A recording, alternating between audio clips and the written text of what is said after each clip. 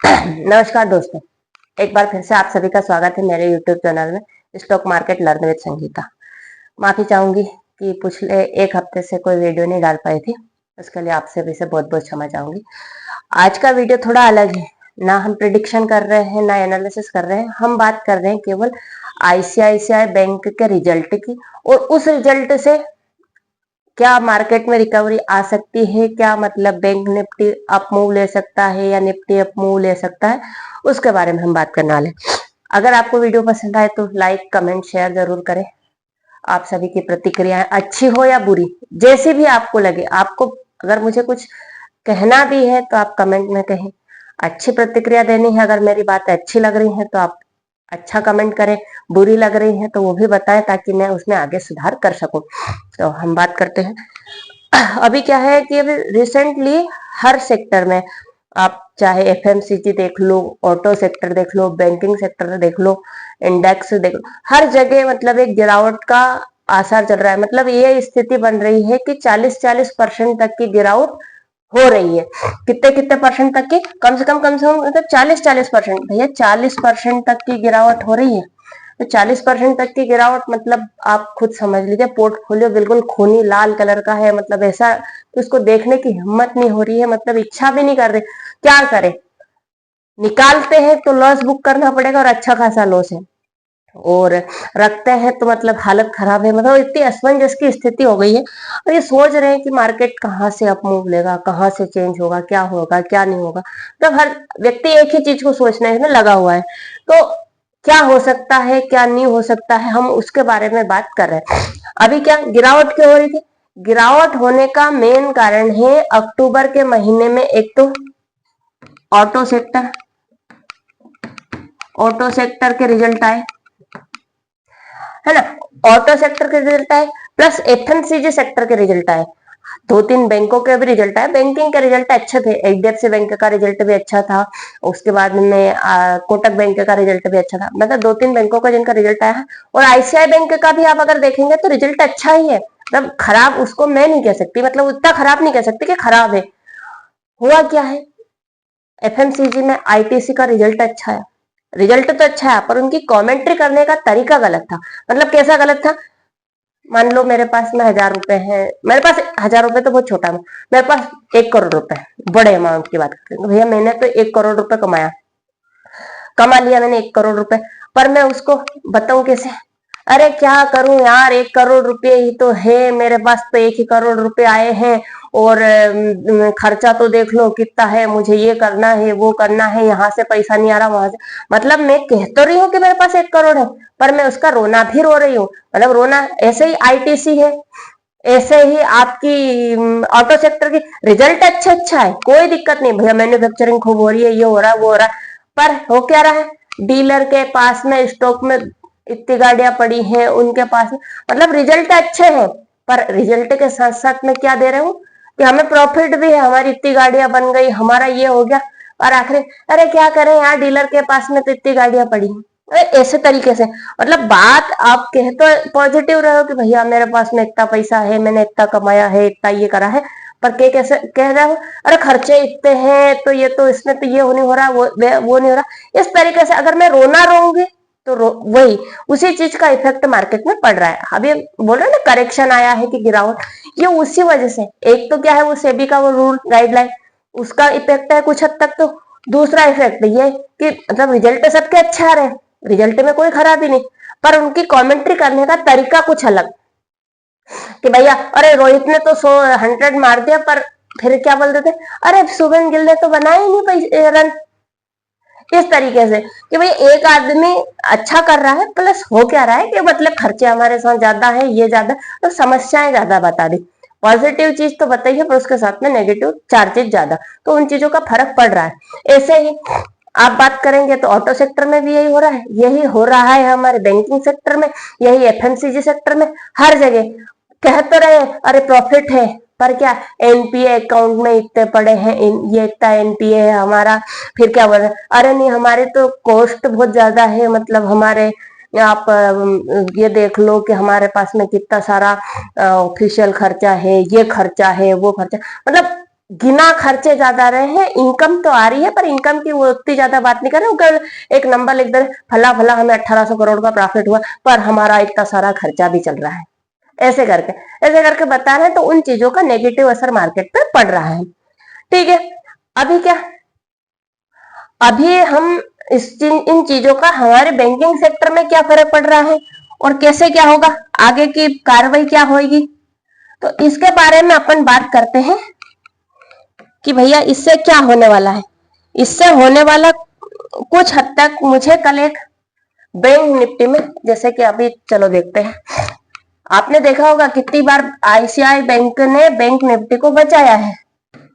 मतलब HDFC bank एक अच्छा वेटेज रखता है पर एचडीएफसी बैंक मतलब डाउन में था, पर आईसीआईसी बैंक उसमें अच्छा सा खासा अप मूव लेके आता है, मतलब उसे लॉन्ग ट्रेड बनवा देता है, तो रिकवरी ला रहा है तो हो सकता है कि मतलब मंडे को जब मार्केट खुले तो इसमें कुछ रिकवरी आपको देखने को मिले। तो हम क्या बात करेंगे कि भैया रिकवरी तो देखने को मिले हमें, पर रिकवरी हमें देखने को मिल रही, पर सबसे मेन बात क्या, अगर रिकवरी देखने को भी मिलेगी तो रिकवरी कहां तक हमारे साथ में बंद हो जा रही है,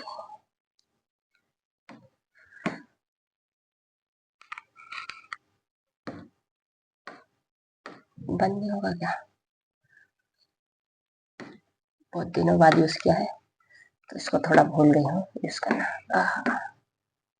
ट्रेंड लाइन भी लगाई थी जो भी करना, लाइन का वाकई चार्ट में कुछ लगाया था, सब गायब। तो रिकवरी तो हमें देखने को मिले, अब रिकवरी देखने को मिले तो हमें क्या करना है, क्या हो सकता है हमारा अगली, आप अगर देखोगे बैंक निफ्टी में 1 आवर के चार्ट में, तो आपको 1 आवर में 1 आवर में ये यहाँ पे कुछ अच्छा देखने को मिल रहा है। हो सकता है कि 1 आवर में 1 आवर में ये कुछ अच्छा आपको कुछ अच्छे गुड न्यूज दे दे, मतलब जो लाल खूनी दस्त लगे हुए हैं हमारे पोर्टफोलियो को, उसमें कुछ हमें अच्छी चीजें देखने को मिल जाए और कुछ हो जाए हमारे साथ में अच्छा। तो हम क्या करते हैं, हम इसको डेली टाइम फ्रेम पे लेके चलते हैं। डेली टाइम फ्रेम पे इसलिए कि यहाँ से हम एक अच्छा सा सपोर्ट रेजिस्टेंस ड्रॉ कर सकते हैं। अब सपोर्ट रेजिस्टेंस ड्रॉ करने के लिए हॉरिजॉन्टल लाइन ले लेते हैं। सबसे पहले तो हम कब सेल साइड के बारे में सोचेंगे, उठते से ही हम सेल साइड के बारे में नहीं सोचेंगे, जब तक कि हमारा डे लो, जो कल का डे लो कितना है 50,378 रुपए के समथिंग का, मतलब 73 रुपए का कुछ का लगा था कल का डे लो। तो जब तक कि हमारा डे लो 50,887 50,382 का हमारा डे लो था कल का, तो जब तक हम डे लो को क्रॉस नहीं करेंगे तब तक हम सेल साइड के बारे में नहीं सोचेंगे। और बाय साइड की कब सोचेंगे, जब हमारा कल का हाई, जो भी था कल का हाई, क्या था कल का हाई आपका था 51,505 का। इस बीच में ये तो हमारा नो ट्रेडिंग जोन हो गया, इस बीच में हम ट्रेड नहीं कर पाएंगे। क्यों? क्योंकि जब तक डे हाई क्लोज नहीं करेगा तब तक हमें कॉल साइड की ट्रेड बनाने में संभावना कम रहेगी, और जब तक डे लो क्रॉस नहीं करेगा तब तक हमें पुट साइड की बनाने। क्यों? क्योंकि ये नियम ही है, सीधी सी बात है, जब तक डे हाई क्रॉस। और कल मुझे मंडे को मुझे संभावना है कुछ हद तक गैप अप होने की, मेरी संभावना वैसे सही निकलती है। आप लोग अगर पिछले वीडियो मेरे देख रहे होंगे, आप अगर शुरू से मेरे साथ में है तो आप ये चीजें को आप अच्छे से जानते होंगे कि अगर मुझे लग रहा है कि गैप अप होगा तो गैप अप ही होता है, और अगर मुझे लग रहा है कि गैप डाउन होगा तो गैप डाउन ही होता है। मतलब 90% तो मेरी प्रिडिक्शन सही निकलती है, बाकी 10% तो सभी का हो जाता है, जो भले कितना ही बड़ा पारंगत हो, कभी कभी वो 10% की चीजें हो जाती है। बाकी 90% तो लगता है कि भैया वो पिछले 1.5 घंटे में जो कुछ दिखाता है उसी को फॉलो अगले दिन करता है। तो 1-1.5 घंटे में यही था कि कुछ रिकवरी आई थी, ये देखो ये वीक बनी है, और मुझे ऐसा लग रहा है कि कल अपन अगर मान लो, अगर आप अपन डे लो के ऊपर अगर क्लोज ओपन हो जाते हैं, डे लो पे अगर अपन ओपन होते हैं और डे लो को अपन क्रॉस कर लेते हैं, ये अपना जो डे लो है इसको अपन ओपन हो जाते हैं और इसको अगर इसको अपन क्लोज करते हैं, इसको ऊपर अगर मान लो अपन सस्टेन करने लग जाते हैं, सस्टेन करते हैं 1 या 2 कैंडल 5-5 मिनट की सस्टेन हो जाती है, तो फिर अपना क्या है, अपन अप मूव में चले जाएंगे और अपसाइड का टारगेट भी अच्छा खासा है। फिर हम अपना टारगेट रख लेंगे, पहला टारगेट तो आपको अपना पहला टारगेट ये मिल जाएगा आपको, ये वाला, ये है 51,669 रुपए का पहला टारगेट। दूसरा टारगेट फिर आपको ये मिल जाएगा, दूसरा टारगेट क्या है, दूसरा टारगेट है 52,300 का। पहला पहला टारगेट है 52,600 का और दूसरा है 51,600 का। पहला टारगेट तो ये है 51,869। थोड़ा सा क्षमा करें क्योंकि वो पहला वाला फ्लो नहीं आ पा रहा है, इसलिए क्योंकि थोड़ी तबियत भी खराब है, आपको लगे रहा होगा कि आवाज भारी भारी हो रही है, सर्दी जुकाम की वजह से हालत खराब है। और दूसरी चीज ये है कि थोड़ा काफी दिनों बाद फिर से वीडियो बना रही हूँ तो फ्लो आने में थोड़ा समय लग ही जाता है। और मैं हमेशा वीडियो अनकट, ना कोई एडिटिंग और कुछ नहीं करती हूँ, मैं सीधा सीधा वीडियो डालती हूँ, जैसा बनाया है जिस तरीके से मैं बना रही हूँ, जो काम कर रही हूँ मैं सेम टू सेम वीडियो डाल देती हूँ, मैं उसमें कोई एडिटिंग वगैरह ऐसी कोई चीजें नहीं करती हूँ।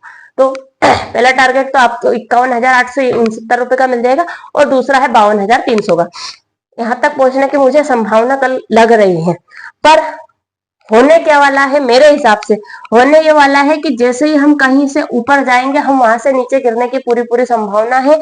हमें किसी भी गैप अप को चेस नहीं करना है, हमें जब तक कि अपना डे हाई क्लोज नहीं करे, उसको सस्टेन नहीं करे, तब तक हम अगले टारगेट के लिए ट्रेड नहीं बनाएंगे। और जैसे ही वो क्लोज करे और सस्टेन करे, हम अगले टारगेट तक जाएंगे और वहां से अपना प्रॉफिट बुक करेंगे। ऐसा नहीं सोचेंगे कि एक दिन में 2,000 पॉइंट की रिकवरी आ जाएगी, कहीं नहीं आएगी। 100, 125, 150 पॉइंट की रिकवरी है। उसके बाद में फिर, क्योंकि मार्केट क्या हो रहा है, मार्केट है सेल ऑन द बाउंस, जो भी बाउंस आएगा उसको सेल करने। क्यों? क्योंकि मार्केट ईएमए आपका 50 ईएमए 100 ईएमए तक तोड़ के बैठा हुआ है। तो मार्केट में अप मूव अगर आता भी है, कि अगर आईसीआईसीआई बैंक का नतीजे अच्छे आते हैं और अप मूव आता भी है, तो मुझे वो सस्टेनेबल थोड़ा कम ही लग रहा है, क्योंकि दूसरे सेक्टर सभी बहुत ज्यादा वीक है। तो हो सकता है कल आप मंडे को आपके पोर्टफोलियो में कुछ हरियाली दिखे, कुछ आपका लॉस कम दिखे। तो दोस्तों, इसी के साथ में मैं अपने वीडियो में यहीं से विदा लेना चाहूंगी। आशा है आप लोगों को मेरे वीडियो पसंद आ रहे होंगे। पसंद आ रहे हैं तो कृपया चैनल को लाइक, कमेंट, सब्सक्राइब जरूर करें और अपने दोस्तों, ट्रेडर मित्रों के साथ भी शेयर करें। और ये जो मेरा भी एनालिसिस है, ये सब पेपर ट्रेड के लिए है, ना कि किसी भी प्रकार के बाय सेल का इंडिकेशन है। Thank you so much for watching my video. Bye.